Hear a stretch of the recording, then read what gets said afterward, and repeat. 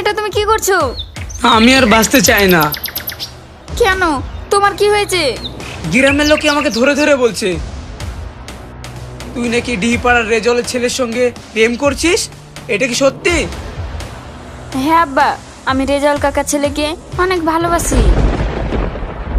তোর মুখে এটা শোনার পর মনে হচ্ছে মাটি ফেড়ে আমি ঢুকে পড়ি।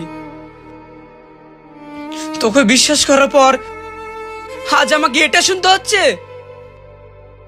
আব্বু, মতি অনেক ভালো ছেলে। তোমার কি সত্যি পৌঁছে যাবে আমার এই পবিত্র কোরআনকে? একটা লাইক, একটা কমেন্ট আর একটা শেয়ার করলে কমেন্টে বলেন বিশ্বাস না হলে গ্রামে সবাইকে জিজ্ঞেস করবে। রাখ তুই তোর ভালো ছেলে, আজ থেকে ওই ছেলের সঙ্গে মিলামেশা বন্ধ। না আব্বা, তুমি এই কথা বলো না।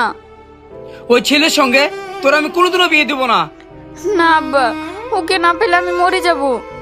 কি বললি? তুই মরে যাবি? আমার মাথায় হাত দিয়ে কসম খেয়ে বল তুই ওই ছেলের সাথে আর কোনোদিন মিলামেশা করবি না।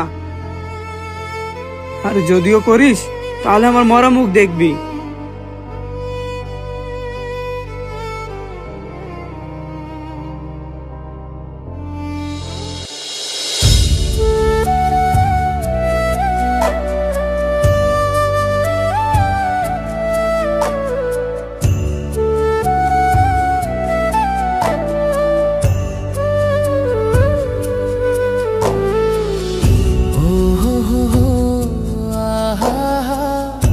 oh ho ho